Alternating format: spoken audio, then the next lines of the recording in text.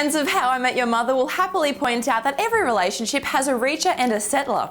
Basically, one person in the relationship settles for the other, the reacher, who is generally batting well above their average. Today we're going to apply this theory to some of our favourite on-screen duos. I'm Amy Jobson and you're watching The Briefcase.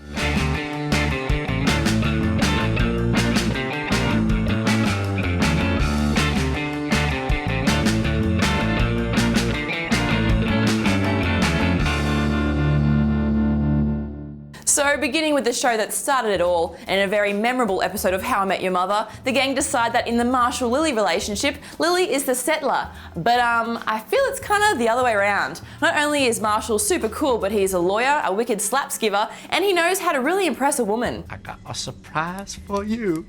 Oh, wrong scene. Well, now for the series that paved the way for Ted Mosby and his pals, Friends.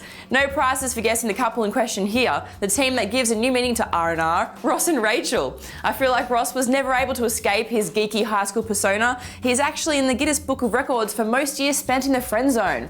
No, not really, but the verdict is quite clear on this one. Speaking of reaches, here's a guy that makes Ross look like Brad Pitt, Seth Rogen, in every single movie. He managed to get Katherine Heigl knocked up. Okay, she was drunk. But what was Rose Byrne's excuse for being married to the slob in Neighbours? Then he bangs Diana Bang. Sorry, her character's Sook. The director of communications responsible for the public image of Kim. What is this guy's secret?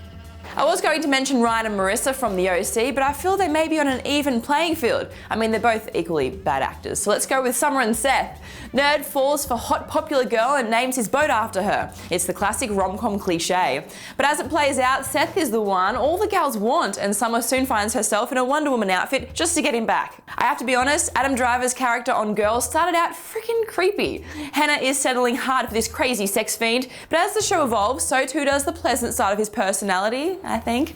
Regardless, I think Hannah's still on top. She's played by freaking Lena Dunham.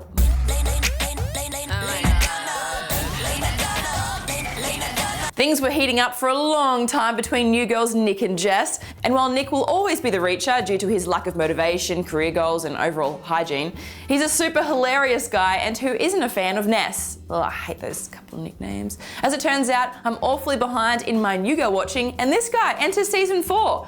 We hope Jess settles all over that. Oh yeah, okay, sorry, back to the story. A green frog and a pig. This is a tough one. We all know Miss Piggy is just as in love with her stardom as she is with Kermit. I have to say that in Muppetville, any guy who serenades with a banjo looks like a reacher. In my opinion, musical talent trumps vanity. P.S. It was announced via their Facebook pages early this month they are parting ways. I always thought she had a thing for Fozzie Bear, the floozy. 4 words, Mr. and Mrs. Smith. When Brad Pitt and Angelina Jolie got together for this flick, the world went into chaos. 2 of the sexiest people alive in one film with sex and guns. Whew, I'm so hot and bothered I don't think I can pick. Let's call it a tie. When it comes to Jennifer Lawrence and Bradley Cooper, we all know they're both amazeballs. But in Serena, she is one crazy bitch, so George Pemberton's gotta be the settler in this flick.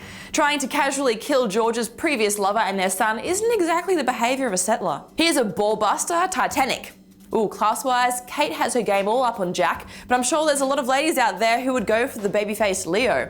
Despite looking older than Leonardo in the film, Kate Winslet is actually a year younger. I feel like this one's open for comment. Go!